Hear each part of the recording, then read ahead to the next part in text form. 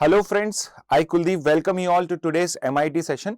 तो इस वीक का जो सबसे इंपॉर्टेंट टॉपिक है, वैसे तो ये सिर्फ इस वीक का नहीं, जो अभी करंटली वर्ल्ड में जो कुछ भी हो रहा है उसका सबसे इंपॉर्टेंट टॉपिक है। और ये मैं आपको पहले ही प्रॉमिस कर चुका था कि ईरान के क्राइसिस के ऊपर पे हम डिटेल में डिस्कशन करेंगे, बिकॉज आई बिलीव कि ये इस साल का सबसे इंपॉर्टेंट टॉपिक में से एक होने वाला है। सो लेट्स सी कि हो सकता है आगे जाके और इंपॉर्टेंट टॉपिक हो, बट करंटली एक टॉपिक जिसको हम शॉर्टलिस्ट कर सकते हैं हमारे मोस्ट इंपॉर्टेंट टॉपिक लिस्ट के अंदर में, वो इस साल का ईरान क्राइसिस है। Okay, so let's start with the Iran crisis कि अभी जो ईरान क्राइसिस है उसका करंट कंटेक्स्ट क्या है, अभी वो किस लेवल पे पहुंचा है, उसका हिस्टोरिकल कंटेक्स्ट क्या है, उसके पीछे के इकोनॉमिक रीजन क्या है, सोशल रीजन क्या है। तो एज अ क्लैट स्टूडेंट हम यूजुअली क्या गलती करते हैं कि हम सिर्फ अपने आप को हिस्ट्री तक लिमिट कर लेते हैं, बट यहां पे आपका एग्जामिनर जो है वो अब स्मार्ट हो चुका है और वो आपसे इसके बैकग्राउंड के इकोनॉमिक और सोशल इश्यूज के ऊपर पे रीजनिंग का क्वेश्चन, इंग्लिश का क्वेश्चन वो भी पूछ सकता है। So it becomes important for you to understand कि just not just the historical aspect, you need to know the economical, political and social aspect also. Okay, तो डिटेल में इस चीज को डिस्कस करते हैं। I will not take more than 25-30 minutes of your time और उसके अंदर में इस टॉपिक को हम डिटेल में समझेंगे। Okay, so let's start with this week's MIT. Okay, so as you can see कि इसका हेडलाइन मैंने क्या रखा है, this is the terminal phase. Is it the terminal phase? Terminal phase का मतलब होता है कि अगर रजीम चेंज होता है, ईरान में सब कुछ चेंज होता है, तो पॉसिबली जो अभी टाइमलाइन चल रहा है, this is the defining moment जहां से शायद अब हम लीप फॉरवर्ड करेंगे। ओके, तो यहां पे समझते हैं पहले कि अभी जो करंट अपराइजिंग है वो ईरान के किन किन प्रोविंस के अंदर में है। ओके, तो as you can see on the left of this map, इस पीडीएफ में आप देख सकते हो मैप है यहां पे, और इसके अंदर में यू कैन सी हियर कि पूरा का पूरा जो ईरान है वो रेड में है, विच सिंपली शोज कि जितने भी प्रोविंसेस हैं अभी ईरान के अंदर में, जितने भी प्रोविंस है, टोटल कितने प्रोविंस है ईरान के अंदर में, 31 प्रोविंसेस है, अराउंड 200 सिटीज, 200 प्लस सिटीज हैं पूरे के पूरे ईरान के अंदर में। इस टाइम में ये प्रोटेस्ट जो है वो कंटिन्यू हो रहा है। इसका मतलब ये है कि ये जो प्रोटेस्ट है ये लिमिटेड किसी सिटीज या एक दो डिस्ट्रिक्ट तक नहीं है, पूरे के पूरे ईरान में, यानी कंट्री वाइड प्रोटेस्ट है। ओके, एंड अब तक ईरान की हिस्ट्री में इतना लेवल पे, इस लेवल के ऊपर पे, इतना ज्योग्राफिकल रेंज के अंदर में, पीपल पार्टिसिपेशन के अंदर में भी अगर हम देखें तो इतना बड़ा प्रोटेस्ट आज तक नहीं हुआ है। एंड यहां पे जो गवर्नमेंट है, ईरान की गवर्नमेंट है, उसने इस प्रोटेस्ट को लाइटली नहीं लिया है। उन्होंने इकोनॉमिक कुछ वहां पे बेनिफिट्स भी अनाउंस करे, but at the same time वहां पे उन्होंने सिक्योरिटी मेजर्स भी लिए। और अब तक हमारे पास में जो रिपोर्ट है, अब तक हमारे पास में जो रिपोर्ट है, as per the official Iranian account, Iranian government का जो अकाउंट है, उसके accordingly around 2000 people have died. As per Iranian government 2000 people have died. लेकिन जो बाकी की हमारे पास में अनवेरिफाइड रिपोर्ट्स आ रही हैं, उसके अंदर में जो करंट नंबर ऑफ डेथ्स हो सकती हैं, that is around 12,000 to 20,000 people. तो आप सोचिए, it's not a small number, 12,000 to 20,000 people, यानी आप सोचिए आपकी कॉलोनी में जितने लोग हैं, all of them have been wiped out. So it's not a small number कि इतने सारे लोगों की वहां पे डेथ हो चुकी है in these protest. Okay, not just this, यहां पे क्या चीज देखी गई है कि जो 2026 का जो प्रोटेस्ट हो रहा है, इसमें जो डिमांड है वो कोई एक स्पेसिफिक सेक्टर को लेके नहीं है, सिर्फ एक इकोनॉमिक उसके पीछे में, सिर्फ उसके पीछे एक इकोनॉमिक आस्क नहीं है। So there is yes economic ask also, कि they want normal economic life. तो वहां पे क्या है, सब कुछ एबनॉर्मल हो चुका। अभी हम समझेंगे इकोनॉमिकली इशू क्या है, बट उसके अलावा अगर हम यहां पे देखें, जब से रेवोल्यूशन हुआ है, इस्लामिक रेवोल्यूशन हुआ और उसके बाद में गवर्नमेंट चेंज हुई है, तब से लेकर अब तक भी वहां पे सोशो पॉलिटिकल अनरेस्ट भी कंटिन्यूअसली होते रहते हैं। सो वहां पे जो डिमांड है, that demand is not just limited to economic betterment, but they want social political betterment also. And उसके पीछे सोशल पॉलिटिकल रीजंस क्या है वो भी हम समझेंगे, that also becomes important for us. Okay, so let's move to the next slide now. Okay, तो currently जो आपका प्रोटेस्ट हो रहा है वहां पे ईरान में हो रहा है, why this protest took such a large overview, इतना बड़ा वो प्रोटेस्ट कैसे बन गया। तो उसके अंदर में अगर हम यहां पे देखें कि यूजुअली जो प्रोटेस्ट आपके अभी तक ईरान के अंदर में हुए, that was usually done by the non mercantile class, यानी कि जो नॉन ट्रेडिंग क्लास है, यूजुअली वो उसके अंदर में इन्वॉल्व होती थी। और ट्रेडिंग क्लास जो ईरान में एक बहुत पावरफुल क्लास है, ग्रुप ऑफ पीपल है, और बहुत ही इंपॉर्टेंट सपोर्टिंग पिलर बन के बैठी हुई थी गवर्नमेंट का, इस रजीम का। इस बार जो रिवोल्ट हुआ, इस बार जो रेवोल्यूशन का कॉल आया, that has been come from the mercantile class only. और इसीलिए इस प्रोटेस्ट को अगर कहीं पे आपसे पूछा कि स्टार्टिंग पॉइंट क्या था, so it was the grand बाजार रिवोल्ट। ओके, अब आप कहोगे सर ये बाजार तो, ये तो हिंदी का टर्म है, so this is not a Hindi word, this is a Persian word. जो पर्शियन जब इंडिया में आए थे तो वो ये वर्ड लेकर आए थे। तो बाजार मतलब मार्केट ओनली। तो मार्केट के अंदर में जो ट्रेडर्स थे, they were the one who have started this particular revolt. And what is the reason behind this revolt? Ki why did they started? They basically conducted this revolt, and the reason is economic. This is the reason is economy. अब economy reason क्यों है, तो उसमें हम next slide में अभी detail में समझेंगे क्या क्या इशू है। लेकिन अगर मैं आपको यहां पे एक बार का शॉर्ट में बताऊं कि क्या क्या इकोनॉमिक रीजन है, तो सबसे इंपॉर्टेंट रीजन है कि जो ईरान की करेंसी है, ईरान की करेंसी है रियाल। तो ईरानियन रियाल, आपको कई कई कंट्रीज का आपने रियाल सुना होगा करेंसी का नाम। तो जैसे रुपी जो है, इंडियन रुपी, पाकिस्तान रुपी, बांग्लादेश रुपया, ऐसे ही रियाल जो है वो भी कई कंट्रीज की करेंसी है। तो यहां पे जब हम ईरान की रियाल की बात करेंगे तो हम वर्ड यूज करेंगे ईरानियन रियाल। ईरानियन रियाल की जो वैल्यू है वो डेप्रिशिएट हो चुकी है। इंटरनेशनल मार्केट के अंदर में इस करेंसी की जीरो वैल्यू है। There is no value of this currency right now. अगर आपको एक यूएस डॉलर चाहिए होगा, जिसके लिए आज हम इंडिया भी कह रहा है कि भाई आपके टाइम में, आज के टाइम में अगर आपको एक यूएस डॉलर चाहिए तो आपको अराउंड 80 प्लस रुपीज देने पड़ेंगे। 80 प्लस रुपीज, यानी जब आप 80 रुपए दोगे तो आपको एक यूएस डॉलर मिलेगा। So do you know what is the value of rial right now? Iranian rial की वैल्यू हो चुकी है करीब करीब 1.45 million dollars, million rial sorry, यानी एक डॉलर के लिए आपको करीब करीब 14 लाख रियाल देने पड़ेंगे। तो आप सोच के देखिए कि अगर मुझे एक डॉलर चाहिए तो मुझे 15 लाख रुपए दूंगा तब जाके मुझे एक डॉलर मिलेगा। और यहीं पर अगर मैं रेवोल्यूशन के टाइम की बात करूं, उस टाइम में जस्ट फॉर कंपैरिजन पर्पस, कि उस टाइम में एक रियाल जो था, एक डॉलर जो था वो 17 रियाल के बराबर था। एक डॉलर जो था वो 17 रियाल के बराबर था, और आज 1.45, यानी कि आप ये समझिए कि कोई भी रियाल को लेने में इंटरेस्टेड नहीं है। तो उससे प्रॉब्लम क्या होती है कि अब देखिए, ऐसा तो है नहीं कि ईरान जो है वो एक क्लोज इकोनॉमी है, बाहर से ट्रेड नहीं करती। तो बाहर से अगर ट्रेड करती है तो उनको भी डॉलर और बाकी करेंसीज चाहिए, और बाकी करेंसीज लेने के लिए उनको रियाल देना पड़ेगा। लेकिन सामने वाली पार्टी को रियाल चाहिए ही नहीं, तो उस केस के अंदर में क्या है, आपकी रियाल की वैल्यू ही कोई नहीं है। तो इस केस के अंदर में या तो आपको गोल्ड देना पड़ेगा या कोई और ऐसा कमोडिटी देना पड़ेगा जो आपसे सामने वाला पर्सन बाय करने को रेडी हो। तो इस वजह से जो वहां के बाजारीज हैं, जो बाजार को रन करते हैं, उनको बाजारी कहा जा रहा है, मर्चेंट्स कहा जा रहा है। तो उन लोगों को ये समझ में ही नहीं आ रहा है कि हम हमारे प्रोडक्ट की प्राइस क्या रखें। जैसे कि अगर कोई बाजार के अंदर में एप्पल बेच रहा है ईरान में, सो ही डजंट नो कि मैं अपने एप्पल की रियाल में क्या प्राइस लगाऊं। डॉलर में मैं अगर कर भी देता हूं तो अगर कोई मेरे पास रियाल लेकर आता है तो क्या मैं उसे ये थोड़ी ना बोलूंगा कि 15 लाख रियाल लेकर आओ। तो मान लेते हैं कि अगर मैं 15 लाख रियाल के अंदर में 50 किलो एप्पल खरीद पाता था, तो शायद एक एप्पल आएगा आज के टाइम में। तो आप यहां पे समझिए कि बाजारी डोंट हैव एनी आइडिया कि मैं किस तरीके से यहां पे इसको प्राइस करूं। तो एक बड़ा इशू है जो ईरान यहां पे करंटली फेस कर रहा है, और इस वजह से बिकॉज बाजारी को समझ ही नहीं आ रहा था मैं बिजनेस कैसे करूं, तो सबने अपनी शॉप को ही बंद कर दिया। Who shut down? Tehran grand bazaar. तो इन्होंने फाइनली रिवोल्ट करा and they had finally shut it down. अब ये तो एक चीज हुई। दूसरी चीज क्या है, ईरान और क्या फेस कर रहा है? हाइपर इन्फ्लेशन, यानी नेक्स्ट लेवल का इन्फ्लेशन भी वो फेस कर रहा है। ओके, हाइपर इन्फ्लेशन मतलब एक तो इन्फ्लेशन होता है which is a general inflation, जैसे कि मैं कहूं कि अगर कोई चीज आज 100 रुपए की थी तो कल वो 102 103 की हो गई। लेकिन आप सोचो कि जो चीज आज 100 रुपए की है कल वो 150 रुपए की हो जाए।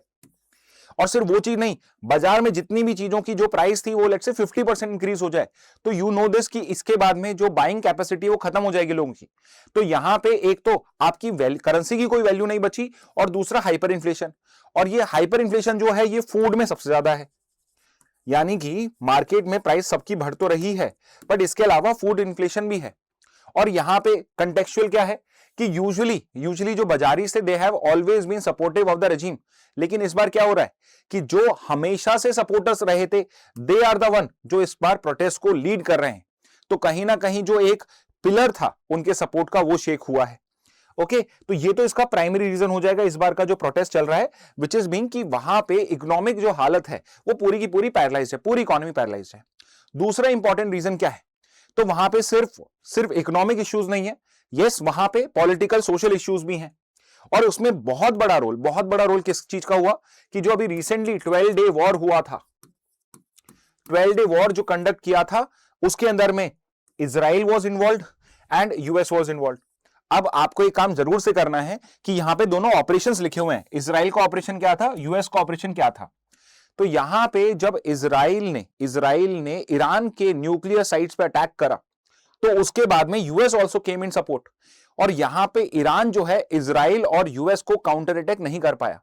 तो आप इस तरीके से समझिए कि लेट्स से जब इंडिया पाकिस्तान में के बीच में अभी जो ये वॉर हुआ था, स्मॉल स्कर्मिश कह सकते हैं वहां पे ऑपरेशन सिंदूर के कंटेक्स्ट में, तो वहां पे इंडिया ने तो पाकिस्तान को पूरा का पूरा वहां पे कंट्रोल पूरा का पूरा डिस्ट्रॉय करने के लिए तैयार हो गया था।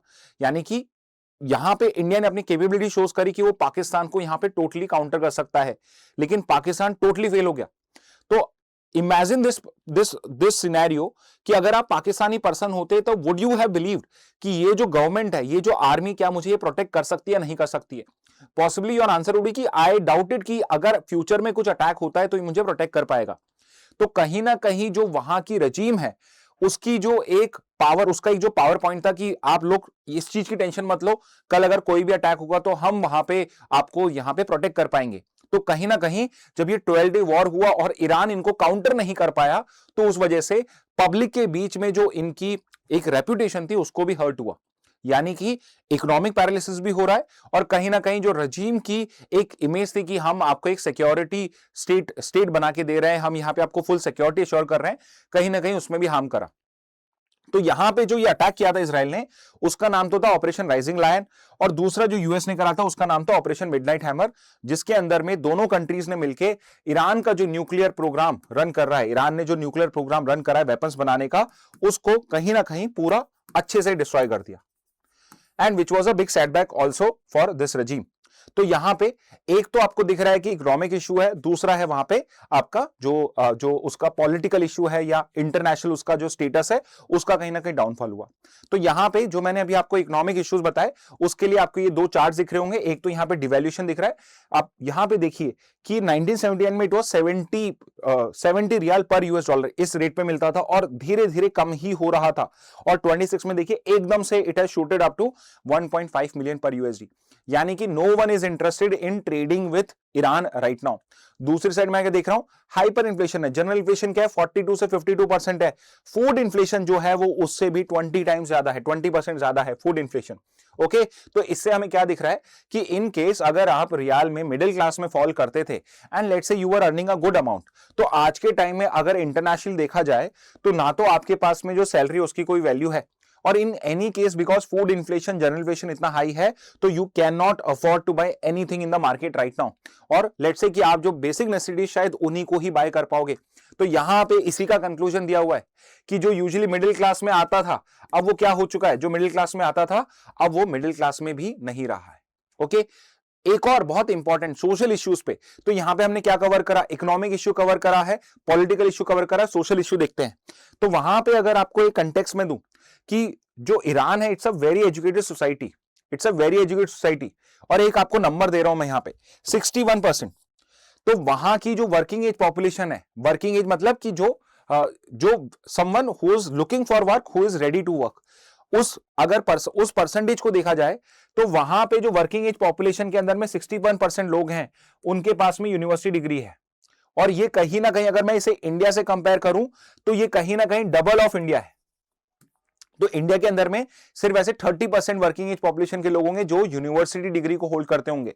तो यहां पे आप समझ सकते हैं कि जब कोई यूनिवर्सिटी डिग्री ले रहा है तो उसकी एस्पिरेशन बहुत हाई होती है, लेकिन करंटली अगर इस तरह से इकोनॉमी वर्क करेगी, आपके पास में अपॉर्चुनिटीज नहीं होंगी and you would be facing a security crisis also, तो possibly your confidence in the government is going to go down. तो इस वजह से भी यू कैन सी हियर कि एक हाईली एजुकेटेड डेमोग्राफी अगर उसको प्रॉपर जॉब नहीं मिलता, उसको प्रॉपर सिक्योरिटी नहीं मिलती है, so they start revolting against the government. और यहां पे जो करंट उनका सेंट्रल डिमांड है वो है नॉर्मल जिंदगी, नॉर्मल। तो जिंदगी शब्द भी है, ये भी एक पर्शियन वर्ड है, वहीं से आता है। And they are not asking for too much, they are not asking for too much, they are asking for a normal life, कि भाई मैंने अपनी एजुकेशन गेन करी, I want to live a normal family life, और उसके लिए what I want कि भाई प्रॉपर इकोनॉमी हो, आई am not interested in your religion, I am not interested in your ideology, I am just interested कि मेरे को एक सिक्योर लाइफ मिल जाए, एक सेफ लाइफ मिल जाए, और मैं यहाँ पे अपनी फैमिली के साथ में एक नॉर्मल लाइफ जी सकूं। और कहीं ना कहीं this is the central demand of this protest also, कि we are not interested in your larger games, जो आप वर्ल्ड के अंदर में अलग अलग गेम्स खेल रहे हो, अलग अलग जगह पे आपने अपने प्रॉक्सीज बैठा रखे हैं, I am not interested in that, what I want is a normal life. तो कहीं ना कहीं they are not demanding too much from the regime right now, they are just wanting a simple life. I'm not interested in your world games, I want a simple life.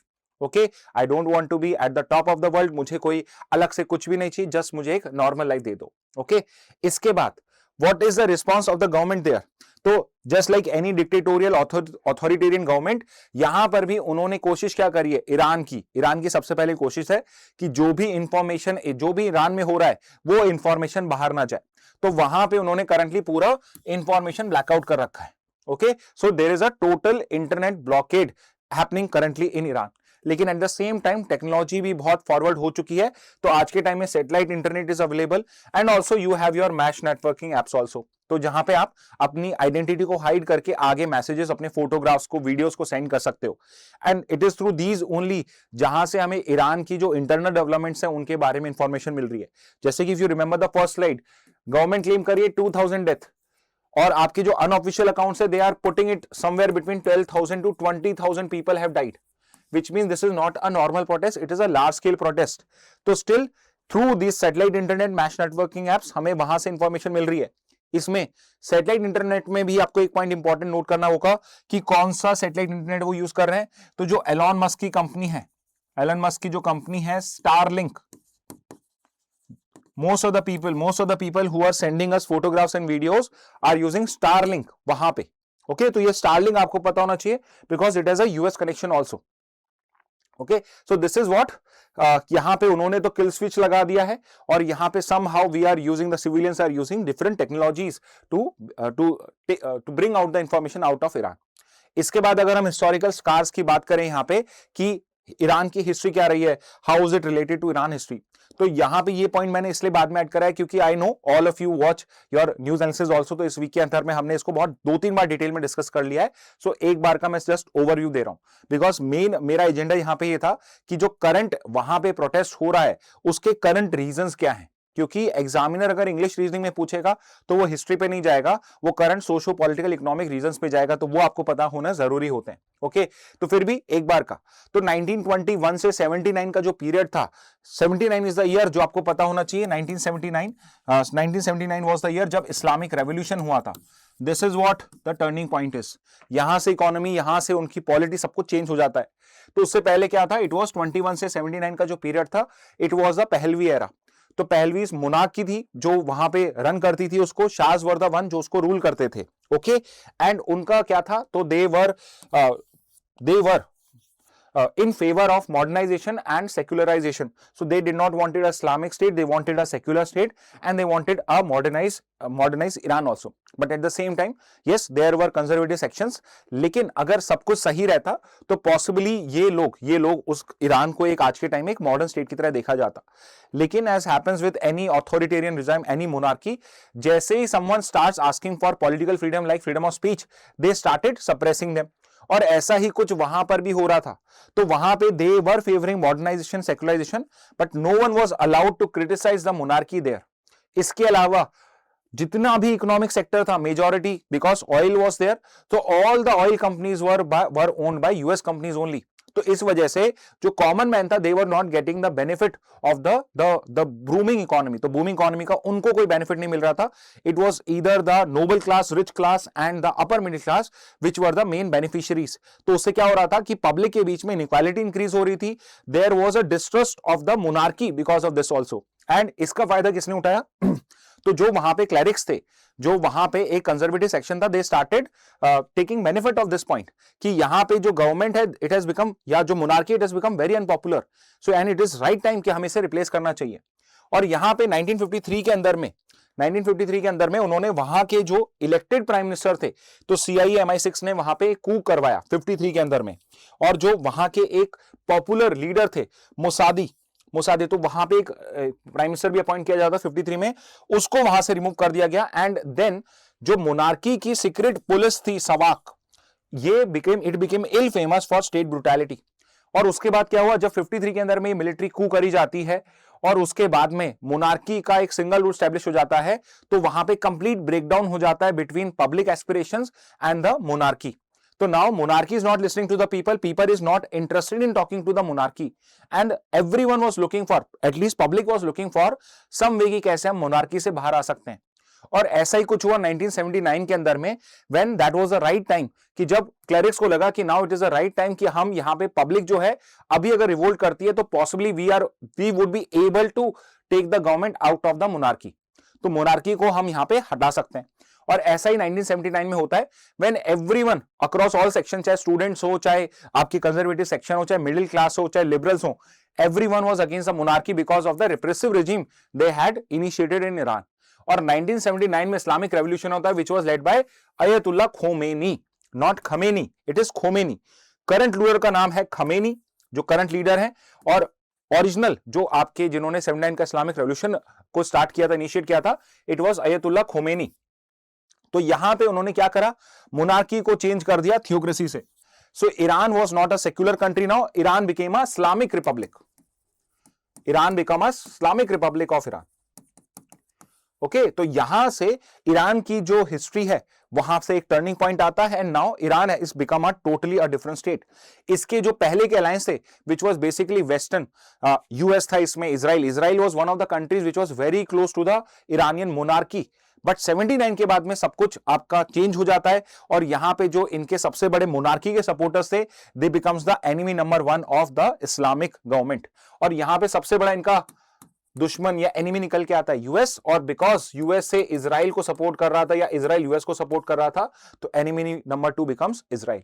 और यहां पे दे openly say कि once we get the appropriate resources, once we get the appropriate resource मतलब कि nuclear weapon, first thing we are going to do is going to remove Israel from the face of the earth, कि हम Israel country को ही remove कर देंगे, because there is no point in having a Jewish state in the Arab region also. तो यहां पे openly claim करते हैं, और इसी के बेसिस पे, इसी फंडामेंटल पॉइंट के बेसिस पे उन्होंने अपनी पूरी सिक्योरिटी, अपना जो पूरा का पूरा मिलिट्री सेटअप है, उसी के अकॉर्डिंगली वहां पे ड्रॉ करा।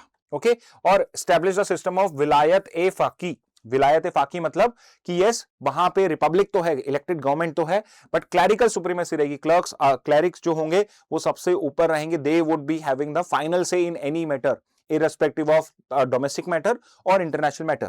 ओके, और करेंटली सुप्रीम लीडर है अली खमेनी, जो possibly he is most probably going to retire very soon. तो यहां पे he is the longest serving dictator right now for last 37 years. तो पिछले 37 ईयर से ही is the one who has been running the show in Iran only. तो उनको replace करना it's not that easy. Okay, but anyway this is the history of Iran currently. तो अगर मैं आपको यहां पे एक करंट आपको रीजन दूं, पूरा का पूरा अगर एक ब्रॉड पिक्चर दूं कि why Iran is failing right now, तो अभी तक ईरान ने जो इतना बड़ा सेटअप क्रिएट किया था सिक्योरिटी अपैरेटस, कहीं ना कहीं उसका कंप्लीट ब्रेकडाउन हो रहा है। There are economic issues, there are socio political issues, there also, and specifically there are international issues also. जैसे कि जो यहां पे ईरान ने इजराइल को काउंटर करने के लिए वेस्टर्न कंट्रीज को यहां पे प्रॉक्सीली इन्वॉल्व करने के लिए जो प्रॉक्सीज क्रिएट कर रहे थे, specifically Hezbollah in Lebanon, Hamas in your, Hamas कहां पे क्रिएट हुआ था, आपकी गाजा के अंदर में, एंड हुतीज इन यमन, इन तीनों को, these have all been dismantled now. कहीं ना कहीं they are at their lowest ebb right now, सबसे लोएस्ट पॉइंट के ऊपर पे हैं वो आपके। तो ये जो एक्सेस ऑफ रेजिस्टेंस क्रिएट करा था to counter your western country, specifically US and Israel, they have been now weaken to a very large level, very high level. तो इसलिए they are of no use to Iran right now. Second is financial pariah state. Pariah मतलब कि basically he is an untouchable. Okay, तो यहां पे जो ईरान है, apart from North Korea and Myanmar, these are the only 3 countries जो FATF के ब्लैक लिस्ट में आते हैं। And what is this FATF black list? तो एफएटीएफ एक ऑर्गेनाइजेशन है जो टेररिस्ट फाइनेंसिंग और मनी लॉन्ड्रिंग के अगेंस्ट में फाइट करती है, और अगर आप एफएटीएफ की ब्लैकलिस्ट में हो, इसका मतलब यह है कि कोई भी कंट्री, कोई भी एफएटीएफ मेंबर आपके साथ में ट्रेड नहीं कर सकती, आपके करेंसी बैंक्स जो है वो एक्सचेंज नहीं कर सकते, विच मींस आपको फाइनेंशियली भी पूरा ब्लॉक कर दिया है। तो आपकी प्रॉक्सीज भी वर्क नहीं कर रही है, डिग्रेडेड है, आपकी जो फाइनेंशियल पराया स्टेटस आपको मिला हुआ है, which means no one is ready to have any open transaction with you. Third is loss of allies. तो यहां पे करंटली इसके एलाइज कौन थे? तो सीरिया के अंदर में असाद रजीम थी, मडूरो जो थे वेनेजुएला में, he was one of the supporter of Iran, he was someone जो कहीं ना कहीं काउंटर पॉइंट दे रहा था, and we know both of them have also lost power. तो इस वजह से they don't have any allies. Possibly China could have been one of the allies, we would expect कि चाइना शायद यहां पे यूएस को काउंटर करने के लिए हेल्प करेगा, लेकिन Chinese are a bunch of shrewd people, and what they have done is they have exploited Iran to the maximum currently. तो यहां पे जब ईरान को उसकी रिक्वायरमेंट थी, किसी एलाई की रिक्वायरमेंट थी, तो China has not been someone जो यहां पे विदाउट एनी बेनिफिट उसकी कोई हेल्प कर रहा था। तो ईरान जो है, नॉट ईरान, चाइना जो है वो उसका सोल बायर है। China was the sole buyer because China is the only country which can face US sanction and still continue as a booming economy, because उसका यहां पे मैन्युफैक्चरिंग में होल्ड है। तो सोल बायर था। जब there is in a whole market there is only one buyer, तो उसको बोलते हैं नॉट मोनोपोली, मोनोस्पोनी, ठीक है, monopsony, sorry,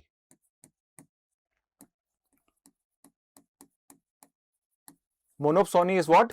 when there is only one buyer in the market। तो यहां पे China was the one which was dictating term to Iran.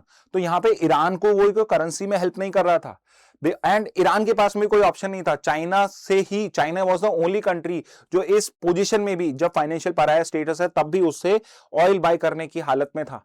तो इसलिए यहां पे इवन चाइना ने भी कोई ट्रू एलाई की तरह उसका सपोर्ट नहीं करा, even it has gone to the extent of exploiting Iran. तो यहां पे यू कैन सी हियर कि कहीं से भी ईरान को कोई सपोर्ट नहीं मिल रहा था, तो it was isolated totally internationally. तो यहां पे US and Iran which were trying to counter Iran for a very long time, तो US and Israel which were trying to counter Iran for a very long time, they find कि यहां पे अगर हम और प्रेशराइज करेंगे, public support के open statement देंगे, तो पॉसिबली शायद हम यह रजीम चेंज कर सकते हैं। And even US was ready to do a military strike on Iran also. अभी न्यूज में यह आ रहा है कि यहां पे other countries are trying to tell US कि it is not the right time कि हम यहां पे रजीम चेंज करें, क्योंकि पॉसिबली जो अब कैलकुलेशंस करे गए हैं उसके अकॉर्डिंगली दिख रहा है कि अगर ईरान में रजीम चेंज होता है तो जो उसका ऑल्टरनेटिव आएगा, possibly that is not going to be very helpful for a stable Middle East. तो यहां पे Saudi Arabia which was a long term enemy of Iran, तो वहां पे कहीं ना कहीं even Saudi Arabia is advising US behind the back, is advising Israel behind the back कि let's not do regime change because possibly जो उसका आपका रिजल्ट आएगा that is not going to be favorable for us। और इसलिए शायद currently कोई military action नहीं होगा और पॉसिबली रजीम चेंज नहीं होगा, but we can never be sure about it. Possibly मैं अभी ये रिकॉर्डिंग कर रहा हूं, आप जब देखोगे हो सकता है उसके 24 आवर्स में सब कुछ चेंज हो जाए, there might be a military strike, there might be a change in government also. Okay, so it is currently still a developing story, but currently हमारे पास में क्या इंफॉर्मेशन है कि यस जो प्रोटेस्ट है वो कंटिन्यू हो रहे हैं। थोड़ा बहुत जो रजीम है it has given some assurances to the western governments कि जो करंटली इसने डिसीजन लिया था कि जितने भी प्रोटेस्टर्स हैं which are in police custody, they are going to assassinate all of these people, उनको ओपनली वहां पे पब्लिक के अंदर में असैसिनेट किया जाएगा। तो वो पॉसिबली अभी के लिए डिले कर दिया गया है, या वो चीज उन्होंने प्रॉमिस करे कि हम ऐसा नहीं करेंगे, और उसके एक्सचेंज में जो यूएस है, इजराइल है, दे प्रॉमिस कि they are not going to do any kind of military strike against Iranian regime. तो कुछ इस तरह का यहां पे हुआ है। फाइनली एक चीज जो आपके लिए बहुत इंपॉर्टेंट है, यहां पे ईरान जो इंडिया जो है उसके लिए ईरान की इंपॉर्टेंस क्या है। सो ईरान जो है ये कहीं ना कहीं हमारा यहां पे इंपॉर्टेंट एलाय बन सकता है कि जो हम मिडल ईस्ट को और आपके सेंट्रल एशिया को यहां पे एक उसका मार्केट सर्च कर रहे हैं, तो Iran can be the pivoting point जहां से हम आपका मिडल ईस्ट में और सेंट्रल एशिया के अंदर में रीच कर सकते हैं, जिसमें आई am sure you must have read about Chabahar port, जो इंडिया ने इसमें एक टर्मिनल है शाहिद बहस्ती। तो पोर्ट बहुत बड़ा होता है तो उसमें कई टर्मिनल्स होते हैं, तो 2 टर्मिनल्स में शहीद बहस्ती, शहीद कलंतरी। शहीद बहस्ती टर्मिनल जो है वो इंडिया ने ही डेवलप करा है। ओके और यहां से शहीद बेसिक टर्मिनल से हम जो हमारा लार्जर गोल है आईएनएसटीसी कॉरिडोर क्रिएट करने का, सो ईरान और रशिया के साथ मिलके we announce this INSTC corridor, international north south transport corridor, जिसके बाद जो एशिया है या फिर एटलीस्ट आई कैन से कि इंडिया जो है, India would be connected to the west Asia and sorry yes west Asia and your central Asia, ये मार्केट ओपन हो जाएगा हमारे लिए। And at the same time India is a net importer of oil, तो यहां पे कहीं ना कहीं Iran which has a lot of oil, it can also satisfy our oil import needs also. तो करंटली यहां पे इंडिया के भी दो स्ट्रैटेजिक रीजंस हैं कि why India wants a stable Iran, one being कि यस यहां से हम आगे जाके हमारा मार्केट को एक्सपेंड कर सकते हैं, वेस्ट एशिया और सेंट्रल एशिया को वहां पे रीच करने की Iran can be a pivot point हम लोगों के लिए। दूसरा है because Iran has a lot of oil. Third number पे आता है जब हम उसके रिजर्व्स की बात करते हैं वर्ल्ड ओवर के अंदर में, so yes the largest reserves are with Venezuela, second is your Saudi Arabian, third is Iran only.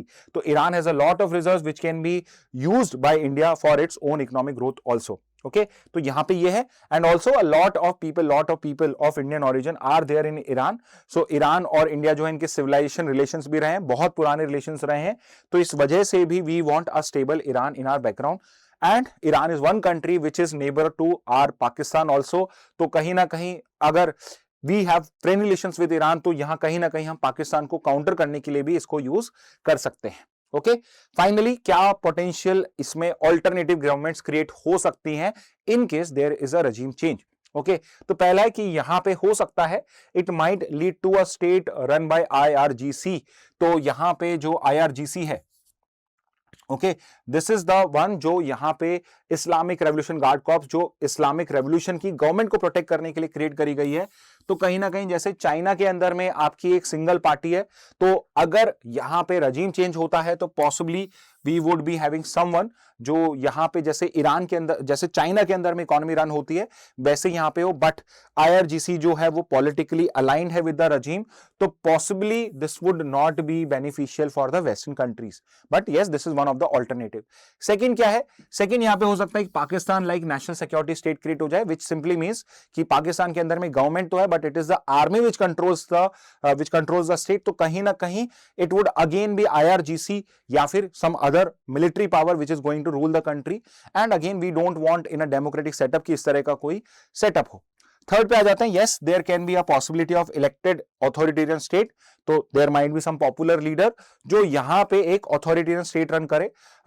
अगर इंटरनेशनल देखे तो these are beneficial for the countries, other countries, because now you know कि authoritarian state है तो may be लोगों के तो internally interest serve नहीं हो रहे होंगे, पॉलिटिकल राइट्स लिमिटेड होंगे, बट अदरवाइज बाकी कंट्रीज के साथ में वहां पे बहुत और बेटर रिलेशनशिप हो सकती है, जैसे तुर्की या अर्डोगन का जो मॉडल है वो हम देख सकते हैं। और fourth is which the western country would want कि यहां पे मोनार्की का रिटर्न हो जाए, तो अगेन इस केस के अंदर में भी the internally people would not be that happy, but externally अगर मोनार्की होगी तो एटलीस्ट जो आपकी वेस्टर्न कंट्रीज हैं they would be happier because they know how to control the monarchy, they have done it before the Islamic Revolution, so it would be again taking back to the same system.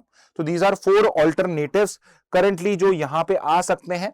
तो current regime से अगर हम compare करें, possibly one is a very good option कि अगर वहां पे Chinese style technocracy हो जाए, so it can be beneficial for the local public also, but at the same time beneficial for the larger economy, world economy also.